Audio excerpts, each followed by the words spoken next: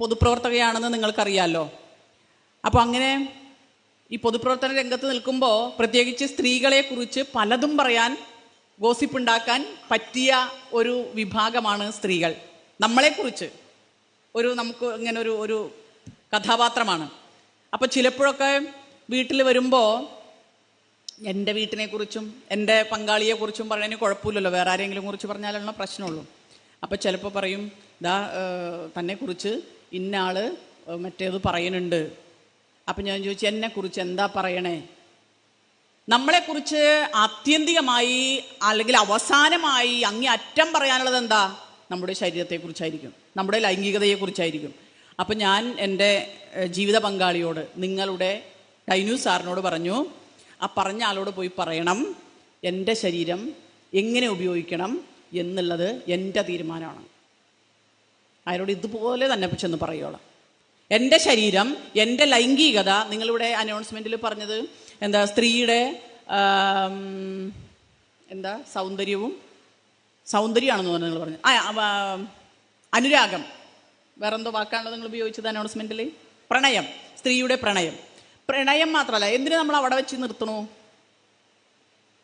ഈ പോസ്റ്റ് ട്രൂത്തിൻ്റെ ഭാഗമായിട്ടും നമ്മുടെ മനസ്സിലുണ്ടായിട്ടുള്ള, ചിന്തയിലുണ്ടായിട്ടുള്ള തെറ്റായ ധാരണയാണ്. ഞാൻ പലപ്പോഴും പ്രസംഗിക്കാൻ പോകുമ്പോൾ ഞാൻ പറയാറുണ്ട്, എന്നെക്കുറിച്ച് ആരെന്ത് വിചാരിക്കുന്നു എന്നുള്ളത് എൻ്റെ പ്രശ്നമല്ല.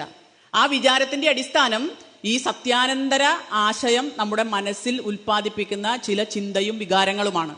അപ്പം അതുകൊണ്ട് സ്ത്രീക്കും എന്തുണ്ട്? പ്രണയം മാത്രമല്ല, ലൈംഗിക വിചാരമുണ്ട്. ഇല്ലേ? നമുക്ക് ലൈംഗിക വിചാരമില്ലേ? പുരുഷന് സ്ത്രീയെ കാണുമ്പോൾ ഉണ്ടാകുന്നത് പോലെ തന്നെ സ്ത്രീക്ക് കാണാൻ കൊള്ളാവുന്ന, നമ്മുടെ മനസ്സിൽ ഇഷ്ടപ്പെട്ട, കാണാൻ കൊള്ളാവുന്ന എല്ലാവരല്ല, നമ്മുടെ മനസ്സിൽ ഇഷ്ടപ്പെട്ട ഒരു പുരുഷനെ കാണുമ്പോഴും നമുക്കും വികാരം ഉണ്ടാവും. ഈ വികാരമില്ലാത്ത ജീവികളാണ് സ്ത്രീകൾ എന്ന പോസ്റ്റ് ട്രൂത്ത്, അല്ലെങ്കിൽ അതെന്ത് ട്രൂത്ത് അല്ലേ, സത്യത്തിന് നിരക്കാത്ത കാര്യങ്ങൾ നമ്മളെ പഠിപ്പിച്ചു വെച്ചിരിക്കുകയാണ്. ആരാണ് നമ്മളെ പഠിപ്പിച്ചിട്ടുള്ളത്? നമ്മുടെ മതങ്ങൾ, നമ്മുടെ ആചാരങ്ങൾ, നമ്മുടെ അനുഷ്ഠാനങ്ങൾ, നമ്മുടെ വിദ്യാഭ്യാസം, നമ്മുടെ രാഷ്ട്രീയം. നമുക്ക് തന്നിട്ടുള്ള ഈ തെറ്റിദ്ധാരണകളിൽ നിന്ന് ഒരുത്തനെയും നമുക്ക് വെറുതെ വിടാൻ കഴിയില്ല.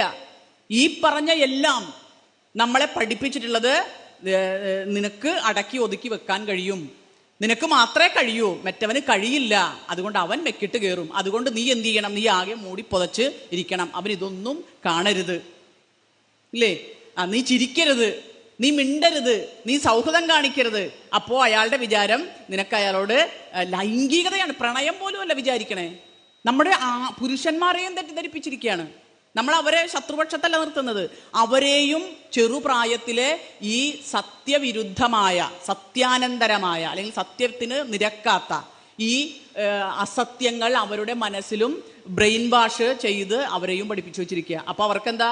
ഒരു അസമയം, നമുക്കാണല്ലോ അസമയമുള്ളത്. ആ സമയത്ത് ഒരു സ്ത്രീയെ കണ്ടാൽ അവളെ എന്ത് ചെയ്യാം? അവളെ ആക്രമിക്കാം, ഉപദ്രവിക്കാം, ബലാത്സംഗം ചെയ്യാം. അപ്പം അങ്ങനെ ചെയ്താലും ഇവന് ഊരിപ്പോരാം. കാരണം അത് അസമയമാണ് എന്നും ഇവന് ഈ അസമയത്ത് ഇങ്ങനെ തോന്നാമെന്നും ഒരു സ്ത്രീ അസമയത്ത് അവിടെ നടക്കാൻ പാടുള്ളതല്ല എന്നുമുള്ള സത്യമാണോ? അത് സത്യമാണോ? അല്ല. പക്ഷെ ഈ അസത്യത്തെ നമ്മളടക്കം സത്യമാണ് എന്ന് ധരിച്ചാണ് ജീവിക്കുന്നത്. ആ ഭയപ്പാടാണ് ടീച്ചർ ഇവിടെ സൂചിപ്പിച്ചല്ലോ. ഞാൻ അതിരാവിലെ അല്ലെങ്കിൽ വെളുപ്പിന് വണ്ടി ഓടിച്ച് തനിച്ച്, എന്താ അങ്ങനെ പറയാൻ കാരണം? ഈ തനിച്ച് വരാൻ നമുക്ക് അർഹതയില്ല. തനിച്ചു വന്നാൽ ഒരുപക്ഷെ ആക്രമിക്കപ്പെട്ടാൽ, സുജ ടീച്ചർ ആക്രമിക്കപ്പെട്ടിരുന്നെങ്കിൽ നമ്മളൊക്കെ ഇവിടെ ഇരിക്കുന്നവരടക്കം എന്ത് പറയും? കണ്ടോ, ടീച്ചർ ആ ഒറ്റയ്ക്ക് ആ വണ്ടിക്ക് അങ്ങനെ പോരേണ്ട കാര്യം ഉണ്ടായിരുന്നോ? ആരാക്രമിച്ചു? അവരെന്തിനാ ആക്രമിക്കാൻ? അവൻ അവകാശം എന്താണ് എന്നല്ല നമ്മൾ പറയുക. ഇനി എന്നെക്കുറിച്ചൊരു വീഡിയോ വന്നപ്പോൾ നിങ്ങളൊക്കെ ആദ്യം എന്നോട് പറഞ്ഞത്, ടീച്ചറെ നിങ്ങളുടെ സംഘടനയിലുള്ള ആളുകളൊക്കെ വിളിക്കുകയാണ്, എന്താണ് അവിടെ നടന്നത്? എന്നെ വിളിക്കണില്ല. എന്താണ് അവിടെ നടന്നത്? എന്തെങ്കിലും ഉണ്ടായോ? ഒന്നുമില്ലാതെ, ഇല്ലേ? തീയില്ലാതെ പുകയുണ്ടാവില്ലല്ലോ. ഇങ്ങനെയല്ലേ നമ്മളെ പഠിപ്പിച്ചിരിക്കണേ? തീയില്ലാതെ പുകയുണ്ടാവില്ലല്ലോ. ഇനി എനിക്ക് അത് കേട്ടപ്പോൾ വിഷമം തോന്നിയില്ല. കാരണം എന്താണെന്നറിയോ? ഞാൻ ഈ സംഭവം, ഈ വീഡിയോ എനിക്ക് 2-3 ദിവസമായിട്ട് ഇട്ട് തരുന്നുണ്ട്, പക്ഷെ പേര് മൂരുമില്ലാത്തതാണ്. അപ്പം അതുകൊണ്ട് നമുക്ക് അതിനൊരു നിയമപരമായി നടപടിയെടുക്കാൻ നമുക്ക് കഴിയില്ല. അപ്പം അതുകൊണ്ട് പേര് വരട്ടെ എന്ന് പറഞ്ഞിട്ടിരിക്കുകയാണ്. അപ്പോഴാണ് പടം വരണു. അത് കഴിഞ്ഞപ്പോൾ എനിക്ക് ഇട്ട് തന്നിരിക്കണു ഒരു നിങ്ങളുടെ നാട്ടുകാരനായിട്ടുള്ള ഈ ഷാജഹാൻ്റെ വീഡിയോ നിങ്ങൾ കണ്ടോ? അതൊക്കെ കണ്ടിട്ടില്ല, എന്നാൽ കണ്ടോളൂ കേട്ടോ. അപ്പോൾ ഈ വീഡിയോ ഇട്ട് തരുമ്പോൾ ഞാൻ എൻ്റെ മരുമകൾ പ്രസവിച്ചിട്ട് ഹോസ്പിറ്റലിലാണ്. അപ്പോൾ ഈ വീഡിയോ കാണാൻ പറഞ്ഞിട്ട് ഈ പുള്ളിക്ക് ആകെ ടെൻഷൻ അടിച്ചിട്ട് വയ്യ, എൻ്റെ ഹസ്ബൻഡിന്, നിങ്ങളുടെ ഡൈനു സാറിന്. അപ്പോൾ നമുക്ക് പോലീസ് സ്റ്റേഷനിൽ പോകണം, കേസ് കൊടുക്കണം, താനതൊന്ന് കാണൂ. ഞാൻ പറഞ്ഞു എനിക്ക് കാണാൻ പറ്റില്ല, കുഞ്ഞിവിടെ കിടക്കുക, അത് കാണണമെങ്കിൽ ശബ്ദം ഉണ്ടാകുമല്ലോ. അപ്പം ഞാനിത് കുഞ്ഞൊക്കെ ഉറങ്ങി ഒന്ന് ആശ്വസിപ്പിച്ചിട്ട് ഞാൻ പുറത്തിറങ്ങി ഇത് കാണുക. കണ്ടു കഴിഞ്ഞിട്ട് എനിക്ക് ആകെ എൻ്റെ ബ്ലഡൊക്കെ ഇങ്ങനെ തരിച്ച് മരവിച്ചിരിക്കുകയാണ് ഞാൻ.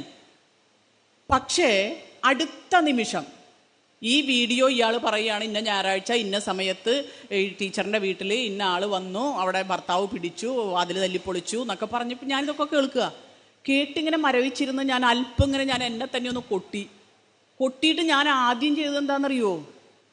ഈ ഡേറ്റ് മുഹൂർത്തമൊക്കെ പറഞ്ഞതുകൊണ്ട് എളുപ്പമായി. ഞാൻ അന്ന് എവിടെയായിരുന്നു എന്ന് ഞാൻ എൻ്റെ ഫോണിലെ കലണ്ടറിൽ ചെക്ക് ചെയ്യുക. ടീച്ചർ പറഞ്ഞില്ലേ, ഫാക്ട് ചെക്ക് ചെയ്യുക. എന്നെക്കുറിച്ച് ഞാൻ തന്നെ അവിശ്വസിക്കുന്ന നിമിഷമാണ്.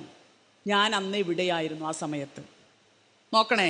പിന്നെ എൻ്റെ ബാക്കിയുള്ള ജനങ്ങൾ അവിടെ എന്തെങ്കിലും നടന്നോ, അവിടെ എന്തെങ്കിലും ഉണ്ടായോ, വാതിൽ തല്ലിപ്പൊളിച്ചോ, എന്തെങ്കിലും പ്രശ്നം ഉണ്ടായോ, എന്തെങ്കിലും ഇല്ലാതിരിക്കുമോ എന്നൊക്കെ ചോദിക്കണം മനുഷ്യന്മാരോട്.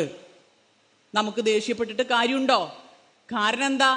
നമ്മളെക്കുറിച്ച്, പൊതുജീവിതത്തിലിറങ്ങുന്ന സ്ത്രീകളെക്കുറിച്ച്, നമ്മുടെ ലൈംഗികതയെക്കുറിച്ച് നമ്മളിങ്ങനെ 24 മണിക്കൂറും ഈ പണി മാത്രമേ ഉള്ളൂ എന്നുള്ളൊരു ധാരണ നമ്മുടെ സമൂഹം കൊടുത്തു വച്ചിരിക്കുകയാണ്. ആ ധാരണ ഏറിയും കുറഞ്ഞും നമ്മുടെ മനസ്സിലുണ്ട്. അതുകൊണ്ട് ഈ സത്യാനന്തരത്തെ എങ്ങനെയാണ് ഓവർകം ചെയ്യുക? നമ്മൾ സ്വന്തമായി അതിന് ബലം നേടണം. ഈ തൻ്റെ ഇടം എന്ന് നിങ്ങൾ 10,000 പ്രാവശ്യം പറയുന്നതോടൊപ്പം ഓരോ സൂക്ഷ്മാംശത്തിലും, നിത്യജീവിതത്തിൽ, വ്യക്തിജീവിതത്തിൽ, സാമൂഹ്യ ജീവിതത്തിൽ, KGOയിൽ പ്രവർത്തിക്കുമ്പോൾ ആ ജീവിതത്തിൽ ഒക്കെ തന്നെ നമ്മുടെ മനസ്സിനെ, നമ്മുടെ ശരീരത്തെ, നമ്മുടെ ആത്മവിശ്വാസത്തെ തകർക്കുന്ന ഓരോ അംശത്തിനെതിരെയും ഫൈറ്റ് ചെയ്യണം. അതാ മറുമരുന്ന്. അല്ലെ നിങ്ങളിവിടെ സുംബ ഡാൻസ് കളിച്ചത് കൊള്ളാം, അത് മാത്രം കൊണ്ടായില്ല. എവിടെയൊക്കെ ഇത് കാണുന്നുവോ ഇപ്പോൾ സ്ഥാനാർത്ഥികളുടെ ചർച്ച നടത്ത് കാണല്ലോ. ഈ സ്ഥാനാർത്ഥി ചർച്ചയ്ക്കിടയിൽ നമ്മളിപ്പോൾ ഓരോരുത്തർ പറയും, അവർ വല്ലാത്തൊരു കേമത്തിയാണ് കേട്ടോ, ഒരു സ്ത്രീയാണ്, അവരാള് പെശകെന്നല്ല വേറെ ചില പദം ഉപയോഗിച്ചു. അപ്പം ഞാൻ പറഞ്ഞു അത് ഉപയോഗിക്കരുത്. അപ്പോൾ അത് നമ്മളുടെ അല്ലല്ലോ, ആരുടെയാണെങ്കിലും, ഏത് സ്ത്രീയെക്കുറിച്ചാണെങ്കിലും ഈ പദപ്രയോഗം ഉപയോഗിക്കാൻ ശ്രമിക്കുന്ന നമ്മളെ പരാജയപ്പെടുത്തുക, നമ്മളെ തടയുക, നമ്മുടെ കൂടെയുള്ളവരെയും തടയുക. ഒരു സ്ത്രീയെയും മോശമായി പറയാനോ ചിത്രീകരിക്കാനോ ഒരു മനുഷ്യർക്കും അവകാശമില്ല എന്നുള്ളൊരു ധാരണ, ഒരു സത്യം, ഒരു വസ്തുത നമ്മുടെ മനസ്സിലുണ്ടാവണം. അപ്പം അപ്പുറത്ത് പറഞ്ഞോട്ടെ എന്ന് പറഞ്ഞാൽ അപ്പുറത്തുള്ള ആള് ആരെയും പറയും, നമ്മളെയും പറയും. പലപ്പോഴും ചരിത്രത്തിലൊക്കെ ഇങ്ങനെ നമ്മൾ പരിശോധിച്ചാൽ നമുക്ക് കാണാൻ സാധിക്കും, യുദ്ധങ്ങൾ നടക്കുമ്പോൾ, പോരാട്ടങ്ങൾ നടക്കുമ്പോൾ ഇവിടെയൊക്കെ ഇരകളാക്കപ്പെടുന്നത് ആരാ? സ്ത്രീകളാണ്. 2ാം ലോകമഹായുദ്ധത്തിൽ ജാപ്പനീസ് സൈനികർക്ക് അവർക്ക് പ്രത്യേക ക്യാമ്പാണ്, സ്ത്രീകളെ ഒരു ക്യാമ്പിൽ സൂക്ഷിച്ചിരിക്കുകയാണ്. എന്തിനു വേണ്ടിയാ? ഇവരുടെ മാനസിക സംഘർഷം മാറ്റാൻ, അവർക്ക് റിലാക്സ് ചെയ്യാൻ ഈ സ്ത്രീകളെ ഇങ്ങനെ ക്യാമ്പിൽ ഇട്ടിരിക്കുകയാണ്. അപ്പോൾ യുദ്ധം വന്നാലും യുദ്ധത്തിന് ശേഷവും യുദ്ധം നടക്കുന്ന സമയത്തും ഒക്കെ തന്നെ ഈ സ്ത്രീ ശരീരത്തെ, സ്ത്രീ ലൈംഗികതയെ ഒരു എന്താ പറയുക, ഒരു ഉപകരണമാക്കി മാറ്റി തീർത്തിരിക്കുന്ന ഒരു കാലഘട്ടത്തിലൂടെയാണ് മനുഷ്യവംശത്തിൻ്റെ ചരിത്രം ഇന്നോളം വന്നിട്ടുള്ളത്. ഇന്നിപ്പോൾ പ്രശ്നം വിചാരിച്ചാൽ നമ്മൾ പൊതുജീവിതത്തിൽ കുറേ കൂടി മുന്നോട്ട് വന്നു. പ്രത്യേകിച്ച് ഇന്ത്യയിൽ, കേരളത്തിൽ 33% 50% പ്രാദേശിക സർക്കാരുകളിലൊക്കെ നിയന്ത്രിക്കുന്നത് സ്ത്രീകളാണ്. ഇപ്പോൾ വീണ്ടും നിയമസഭയിലും ലോകസഭയിലും റിസർവേഷൻ ബില്ല് പാസ്സാക്കിയിട്ടുണ്ടെങ്കിലും നടപ്പിലായിട്ടില്ലെങ്കിൽ പോലും ചില രാഷ്ട്രീയ പ്രസ്ഥാനങ്ങൾ സ്ത്രീകളെ ബോധപൂർവം മുന്നോട്ട് കൊണ്ടുവരണം എന്ന് ആഗ്രഹിക്കുന്നു. എന്ന് പറഞ്ഞാൽ നമ്മളെപ്പോലുള്ള പുരോഗമന സംവിധാനങ്ങൾ, അതിൽ അണിനിരന്നിട്ടുള്ള സ്ത്രീകൾ ചോദ്യം ചെയ്യാൻ തുടങ്ങി. നമ്മുടെ സംഘടനയിൽ തന്നെ ചോദ്യം ചെയ്യാൻ തുടങ്ങി. ഇപ്പം ഞാൻ എൻ്റെ സംഘടനയിൽ 73% സ്ത്രീകളുണ്ട്, എന്നിട്ട് 30% സംവരണം സ്ത്രീക്ക്. അത് സംവരണമല്ല, റെസ്ട്രിക്ഷനാണ്. ഞാൻ എൻ്റെ സംഘടനയിൽ വാദിക്കുന്നതാണ്. നിങ്ങൾ പരിമിതപ്പെടുത്തുകയാണ്. സ്ത്രീയുടെ സാധ്യതകളെ പരിമിതപ്പെടുത്തുകയാണ്. 73% സ്ത്രീകളിലെടുത്ത് 30% സംവരണം എന്ന് പറഞ്ഞാൽ യഥാർത്ഥത്തിൽ നിങ്ങൾ സ്ത്രീയെ പരിമിതപ്പെടുത്തുകയാണ്. അങ്ങനെ ബാധിച്ചാലേ നടക്കൂ. KGOയിൽ നിങ്ങളിപ്പോൾ ഇവിടെ ഇരിക്കുന്ന ഇത് സ്ത്രീകളുടെ ഇതായതുകൊണ്ടാണ്. എനിക്ക് തോന്നുന്നു മിക്കവാറും ഹെഡ് ഓഫ് ദ ഇൻസ്റ്റിറ്റ്യൂഷൻ ഓഫീസുകളുടെ മിക്കവാറും സ്ത്രീകളൊക്കെ തന്നെയാണ്. പക്ഷേ നമുക്ക് എന്തുകൊണ്ട് നമ്മൾ പറയുന്നു ആ സഖാവ് ചെയ്യട്ടെ, മറ്റാൾ ചെയ്യട്ടെ എന്ന് പറയാൻ കാരണം എന്താ? നമ്മളെ ചെയ്യിപ്പിച്ച് ശീലിപ്പിച്ചിട്ടില്ല. നമ്മുടെ ആത്മവിശ്വാസത്തെ തകർത്തിട്ടേ ഉള്ളൂ. ആത്മവിശ്വാസം നമുക്ക് തന്നാൽ ഒരുത്തനും ഒരാൾക്കും ഒരുത്തിക്കും നമ്മളെ പരാജയപ്പെടുത്താൻ കഴിയില്ല. ഒരു സംവിധാനത്തിനും നമ്മളെ പരാജയപ്പെടുത്താൻ കഴിയില്ല. നിങ്ങൾ കേട്ടിട്ടില്ലേ സ്ത്രീ ഒരുമ്പിട്ടാൽ? ബാക്കി കേട്ടിട്ടുണ്ടോ? സ്ത്രീ ഒരുമ്പിട്ടാലുണ്ടല്ലോ എന്ന് പറയുമ്പോൾ നമ്മൾ വിചാരിക്കും എന്തോ പ്രശ്നമാണ്, വേണ്ട അങ്ങോട്ട് പോകണ്ട. സ്ത്രീ ഒരുമ്പിട്ടാൽ ബ്രഹ്മാവിന് പോലും തടുക്കാൻ കഴിയില്ല. ബ്രഹ്മാവിന് പോലും തടുക്കാൻ കഴിയില്ല. ആ സൈബർ അറ്റാക്ക് നിങ്ങൾ ശ്രദ്ധിച്ചിട്ടുണ്ടാവും. കാരണം എന്നെക്കുറിച്ച് എൻ്റെ നാട്ടുകാർക്ക് നന്നായിട്ട് ബോധ്യമുണ്ട്. അവിടെ നിന്നാണ് ഈ കഥ ആദ്യം മെനയപ്പെട്ടതെന്നാണ് ഞാൻ വിചാരിക്കുന്നത്. അത് ചെയ്തത് അങ്ങേ അറ്റത്തെ ചെയ്തലാണ് അല്ലേ? സ്വന്തം വീട്ടിൽ ഭർത്താവ് പിടിച്ചു, ലൈംഗികമായിട്ട് ചെയ്തു. ഇതൊക്കെ പറയുമ്പോൾ വേറെ നിയമപരമായി എനിക്ക് വർത്താനം പറയാനുണ്ട്. പക്ഷെ ആ സാഹചര്യത്തിൽ അത് പറഞ്ഞാൽ ശരിയല്ല അല്ലേ? ഞാൻ ലൈംഗിക ബന്ധം ആരുമായി ബന്ധപ്പെടണം എന്നുള്ളത് എൻ്റെ ചോയ്സാണ്. ഇന്ത്യയിൽ നിയമപരമായി അങ്ങനെ പാടില്ല എന്ന് നിയമമില്ല. പരാതിയുള്ള സ്ത്രീകൾ പോലും ഇല്ലേ, ഒരു MLA അറിയാലോ, പരാതിക്കാരി എന്താ എന്തു ബലത്തിലാണ് പറഞ്ഞത്? ആ പരാതിക്കാരുണ്ടെങ്കിൽ വരട്ടെ എന്ന്. മനസ്സിലായോ? അപ്പൊ ഞാനത് പറയാഞ്ഞത് യഥാർത്ഥത്തിൽ, പക്ഷെ മീഡിയ അത് പറഞ്ഞു, മീഡിയക്കാരത് പറഞ്ഞു.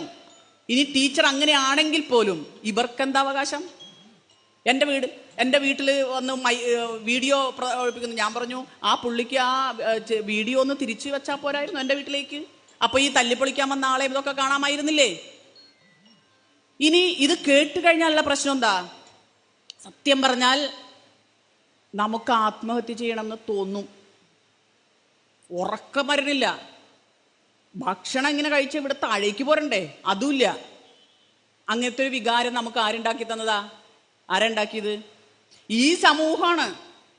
എൻ്റെ രക്ഷിതാക്കൾ, എൻ്റെ കുടുംബം, എൻ്റെ സമൂഹം, എൻ്റെ സംഘടന, എൻ്റെ രാഷ്ട്രീയ പ്രസ്ഥാനം ഉൾപ്പെടെയുള്ള ജാതി മത എല്ലാ സാധനങ്ങളും ഇവരൊക്കെ കൂടി ഉണ്ടാക്കി തന്നതാ എൻ്റെ ഈ ചിന്ത.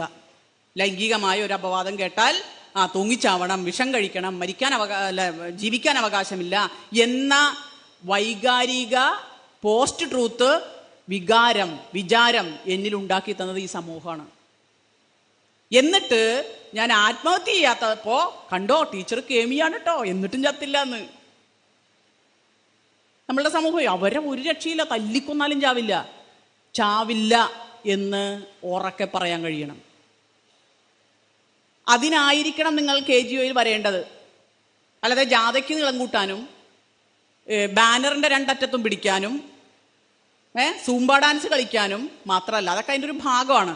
പക്ഷെ നമ്മുടെ ലക്ഷ്യം വ്യക്തിപരമായി എല്ലാ പ്രതിസന്ധികളെയും വ്യക്തിജീവിതത്തിലും കുടുംബജീവിതത്തിലും സാമൂഹ്യ ജീവിതത്തിലും രാഷ്ട്രീയ ജീവിതത്തിലും ഉണ്ടാകുന്ന നെറികേടുകൾക്കെതിരെ, അസമത്വങ്ങൾക്കെതിരെ, മാറ്റി നിർത്തലുകൾക്കെതിരെ, അനീതിക്കെതിരെ വിരൽ ചൂണ്ടാനും ശബ്ദിക്കാനുമുള്ള കരുത്താർജിക്കാനുള്ളൊരു പ്ലാറ്റ്ഫോമായി, ഈ പരിശീലന കളരിയായി നമ്മുടെ സംഘടനയെ കാണണം. അതുകൊണ്ട് പരമാവധി വൈകിയേ വീട്ടിൽ പോകേണ്ടതുള്ളൂ. നിങ്ങൾ ഈ ബെന്യാമിൻ്റെ ആടുജീവിതം നിങ്ങൾ സിനിമയും കണ്ടിട്ടുണ്ടാവും, വായിച്ചിട്ടുണ്ടാവും ഇല്ലേ? എന്താ പറയാ, ഈ മസഡയിൽ നിന്ന് രക്ഷപ്പെടാൻ വേണ്ടി പലവട്ടം ശ്രമിക്കുന്നുണ്ട് നജീബ്. പക്ഷേ ഒരു രക്ഷയില്ല, ഒരു ഗതിയില്ലാതെ പിന്നെ ഇതിൻ്റെ അകത്ത് തന്നെ രക്ഷയുള്ളൂ, തിരിച്ചു പോരുക. ഇതാണ് നമ്മളുടെ മനസ്സ്. നമ്മൾ ഒരു തരത്തിലുള്ള ഒരു ആടുജീവിതം നയിക്കുന്നവരാ. അങ്ങനെ ആടുജീവിതം നയിച്ച് തീരാനുള്ളതല്ല നമ്മുടെ ജന്മം. അപ്പൊ നമ്മുടെ മുത്തശ്ശിമാരോ മുത്തച്ഛന്മാരോ പറയും കുഴപ്പമില്ല, അടുത്ത ജന്മം നിനക്ക് ശരിയാവും. അങ്ങനെ ഒരു ജന്മം ഉണ്ടായിട്ട് ആരും ഇതുവരെയായിട്ടും പറഞ്ഞിട്ടില്ല. അപ്പൊ അതുകൊണ്ട് ഈ ജന്മം ഞാനിവിടെ ഉണ്ടായിരുന്നു എന്ന് 4 ആളെ കൊണ്ട് പറയിപ്പിക്കാൻ കഴിയണം. എന്നെ അങ്ങനെ പരാജയപ്പെടുത്താൻ നിങ്ങൾക്കാവില്ല എന്ന് ബോധ്യപ്പെടുത്താൻ കഴിയണം. ആദ്യമൊക്കെ പ്രശ്നം ഉണ്ടാവും. എന്നോട് ഞാൻ ഈ കണ്ണൂരൊക്കെ പ്രസംഗിക്കാൻ പോകുമ്പോൾ അവർ ചോദിക്കുകയും, തലേദിവസം ഞാൻ ചെല്ലും, അപ്പോൾ അന്ന് രാത്രി വൈകിട്ട് പരിപാടിയായിരിക്കും, അന്ന് പോരാൻ പറ്റില്ല, പിറ്റേ ദിവസമായിരിക്കും. അപ്പോൾ ഏതെങ്കിലും ഒരു സഹാക്കളുടെ വീട്ടിലായിരിക്കും താമസം. അപ്പോൾ അവർ ചോദിക്കുന്ന ചോദ്യമാണ്, വീട്ടിൽ എന്ത് ചെയ്യും? മക്കളുണ്ട്, ഭർത്താവുണ്ട്, അവരെന്ത് ചെയ്യും? നിങ്ങളോടും ചോദിച്ചിട്ടുണ്ടാവും അല്ലേ, അവരെന്ത് ചെയ്യും? ഞാൻ പറയും, ഞാൻ വീട്ടിലായിരുന്നെങ്കിൽ ഞാൻ എന്ത് ചെയ്യും? എനിക്ക് വിശക്കുമ്പോൾ എന്തെങ്കിലും ഉണ്ടാക്കും. അപ്പോൾ ഇതിങ്ങനെ, അപ്പോൾ ഇവർക്ക് അതിശയമാണ്, ഓ നല്ല മനുഷ്യനാണ് കേട്ടോ ആ സാറ്, ആ സഖാവ്, അല്ലേ? തർക്കമൊന്നുമില്ല. പക്ഷേ എങ്ങനെയാണ് ഈ നല്ല മനുഷ്യരെ നമ്മൾ ഉണ്ടാക്കുന്നത്? എങ്ങനെയാണ് നമുക്ക് സ്വാതന്ത്ര്യം കിട്ടിയത്? എങ്ങനെയാണ് നമുക്ക് 2ാം വട്ടവും അധികാരത്തിൽ കയറാൻ കഴിഞ്ഞത് കേരളത്തിൽ? ഇതൊരു ഫൈറ്റിന്റെ ഭാഗമാണ്, അല്ലേ? യുദ്ധമാണ്, സമരമാണ്, ജീവിതം സമരമാണ്. അല്ലാതെ ഏതെങ്കിലും ഒരു സമയത്ത് അയ്യോ ഇന്ന് KGOയുടെ വനിതാ തൻ്റെ ഇടം പരിപാടി ഉണ്ടല്ലോ പോണില്ലേ എന്ന് ഏതെങ്കിലും ഭർത്താക്കന്മാർ, പങ്കാളി ചോദിക്കാറുണ്ടോ നിങ്ങളോട്? പോകൂ എന്ന് പറഞ്ഞ് തള്ളി പറഞ്ഞേക്കാറുണ്ടോ? ഒരാളും ചോദിക്കില്ല. അത് പോകേണ്ടത് എൻ്റെ ഉത്തരവാദിത്വമാണെന്നും അതെൻ്റെ അവകാശമാണെന്നും ഒരു ബോധവും നമുക്കുണ്ടാവണം. അപ്പം നമ്മൾ താനേ പോരും. അപ്പം ചോദിക്കും, ഗംഗ എവിടെ പോണോ? ഗംഗ ഇപ്പം പോണോ എന്നൊക്കെ ചോദിക്കും. എന്താ പോയാൽ? അത് നിസ്സാരമായി കാണേണ്ട ഒരു സീനല്ല. നകുലൻ ഇങ്ങനെ അലവാഞ്ഞ് നടക്കേണ്ടത് വേറെ കാര്യം, പക്ഷേ നിസ്സാരമായി കാണേണ്ട ഒരു സാധനമല്ല. എന്താ പോയാൽ എന്ന് ചോദിക്കുമ്പോൾ അവിടെ യുദ്ധം ഉണ്ടാവും, പ്രശ്നം ഉണ്ടാവും. അങ്ങനെ പ്രശ്നങ്ങൾ കുറേ വർഷങ്ങൾ നയിച്ച് അതിനെയൊക്കെ താണ്ടിയാണ് ഇപ്പോൾ എവിടെ പോയാലും, ഇപ്പോൾ ഞാൻ സ്റ്റേജിൽ നമ്മുടെ ഡൈനു സാർ വിളിച്ചു, എത്തിയോ, തുടങ്ങിയോ, ഇല്ലേ? അപ്പം നിസ്സാരമല്ല. ഇതിങ്ങനെ നിന്ന് പ്രസംഗിക്കുമ്പോൾ ആളുകൾ വിചാരിക്കുവേ, ഓ അവരുടെ ഒരു ഭാഗ്യമായി. ഒരാൾക്കും ലോട്ടറി അടിക്കണമല്ല അത്. ലോട്ടറി അങ്ങനെ വരണുണ്ടാവും, പക്ഷെ ജീവിതത്തിൽ ഇവിടെ ഇരിക്കുന്നവർ ഈ വേദിയിൽ ഇരിക്കാൻ പ്രാപ്തമായത് സ്വയം പ്രാപ്തമായതാണ്. കുടുംബത്തെ അതിനെ സജ്ജമാക്കിയതാണ്. എൻ്റെ കുടുംബത്തിലെ കുട്ടികൾ എഴുന്നേറ്റ് നിൽക്കാൻ പ്രായമായപ്പോൾ തുടങ്ങി, ആ ഗ്ലാസ് കഴുകിക്കോ, പാത്രം കഴുകിക്കോളൂ, അവിടെ അടിച്ചോളൂ, ഇവിടെ തൂത്തോളൂ. ചിലപ്പോൾ 2ാമത് നമ്മൾ ചെയ്യേണ്ടി വരും, കുഴപ്പമില്ല. ഇപ്പോൾ റേറ്റാണ്. ഒരു ദിവസം ക്ലീൻ ചെയ്യണതിന് എത്ര? 3 പേരുണ്ട്, അവർ പറയും, ആ റേറ്റ് കൊടുക്കും. അപ്പോൾ ഇതൊക്കെ ഞാൻ ചെയ്താലേ ശരിയാവൂ, ഞാനാണ് ഇങ്ങനെ മച്ചിങ്ങനെ താങ്ങി നിർത്തുന്നത് എന്നുള്ള അസത്യ വിചാരം ഉണ്ടല്ലോ. പോസ്റ്റ് ട്രൂത്ത്, നാട്ടിൻപുറങ്ങളിലെ പോസ്റ്റ് ട്രൂത്താണ്. ഇങ്ങനെ നിരവധിയായിട്ടുള്ള അസത്യ ധാരണകളാണ് നമ്മളെ ഭരിക്കുന്നത്. അതുകൊണ്ടാണ് നമ്മുടെ ഇടം എവിടെയായി മാത്രം ഒതുങ്ങപ്പെടുന്നത്? അടുക്കളയിൽ സാമ്പാർ ഉണ്ടാക്കാൻ, ഇഡ്ഡലി ഉണ്ടാക്കാൻ, ചോറുണ്ടാക്കാൻ, നെയ്ച്ചോറുണ്ടാക്കാൻ. എന്നിട്ട് സൂപ്പറായിരുന്നു കേട്ടോ, എൻ്റെ ഭാര്യ കെങ്കേമമായിട്ട് ഉണ്ടാക്കും. എവിടെയെങ്കിലും അഭിപ്രായം പറയാൻ നിങ്ങൾ വിളിക്കുമോ? നെയ്ച്ചോറ് എങ്ങനെ ഉണ്ടാക്കാം എന്ന് ചോദിക്കും. പക്ഷേ 4 ആൾ കൂടുന്നിടത്ത് സാമൂഹ്യ ജീവിതത്തിൽ, രാഷ്ട്രീയ ജീവിതത്തിൽ, തീരുമാനമെടുക്കുന്ന വേദിയിൽ ദാ വരൂ അവർക്ക് പറയാനുണ്ട് എന്ന് പറയിപ്പിക്കണം. ഞങ്ങൾ കുടുംബം കൂടുമ്പോൾ എന്നെ വിളിക്കും. കാരണം എന്നെ വിളിച്ചില്ലെങ്കിൽ ഞാൻ ഇടയും. അവരാണുങ്ങളൊക്കെ ഇരുന്ന് തീരുമാനങ്ങൾ എടുക്കുന്ന, വർത്തമാനം പറയുന്ന സമയത്ത് ഈ പെൺപടകൾ മൊത്തം അടുക്കളയിലായിരിക്കും വിരുന്നൊരുക്കുന്ന. ഞാൻ അങ്ങോട്ട് പോകാറില്ല. അപ്പം എൻ്റെ അളിയൻ എൻ്റെ സ്വഭാവം അറിയാം. പറയും, ഷൈനെ വിളിക്കൂ, ഞാനവിടെ പ്രധാനപ്പെട്ട സീറ്റിൽ വന്നിരിക്കും. അവിടെയുള്ള സ്ത്രീകൾക്ക് മാനസിക ബുദ്ധിമുട്ടൊക്കെ ആദ്യം ഉണ്ടായിരുന്നു, എൻ്റെ നാത്തൂമാർക്കും ചേച്ചിമാർക്കും ചേട്ടത്തിമാർക്കും ഒക്കെ. പക്ഷേ ഇപ്പോൾ ഒരു കാലകം വരുമ്പോൾ നമ്മൾ അവരുടെ മുന്നിൽ അംഗീകരിക്കപ്പെടും. അവർക്കിപ്പോൾ എന്നെക്കുറിച്ച് അഭിമാനമുള്ളൂ. ഈ കഴിഞ്ഞ ദിവസം ഞങ്ങൾ കൂടി. അപ്പോൾ ഈ സൈബർ പോരാട്ടമാണെങ്കിലും രാഷ്ട്രീയമാണെങ്കിലും ഷൈൻ പിന്തിരിയരുത്, ധൈര്യമായിട്ട് നിന്നോളൂ, ഞങ്ങളൊക്കെ പിന്നാലെയുണ്ട്. ഇത് പറയിപ്പിക്കുന്നത് എനിക്കിപ്പോൾ 55ാമത്തെ വയസ്സിലേക്ക് ഈ ഡിസംബർ 22-ന് അടുക്കുകയാണ്. ഈ കാലം അത്രയും പോരാടിക്കൊണ്ടിരിക്കുകയാണ്. ശരിയല്ലാത്തത് എവിടെ കണ്ടാലും അത് തുറന്നു പറയുന്നതിൻ്റെ പേരിൽ പോകുന്ന, തുമ്മിയാൽ തെറിക്കുന്ന മൂക്കുകളൊക്കെ പൊക്കോട്ടെ. ഇതാണ് എൻ്റെ നിലപാട്. അത്തരത്തിലുള്ളൊരു നിലപാടെടുക്കാൻ നിങ്ങളുടെ ഈ പ്രവർത്തനത്തിലൂടെ, ഈ കൂട്ടായ്മയിലൂടെ കഴിയണം എന്ന് മാത്രം സൂചിപ്പിച്ചുകൊണ്ട് എൻ്റെ എളിയ വാക്കുകളുടെ ചുരുക്കുകയാണ്. നന്ദി, നമസ്കാരം.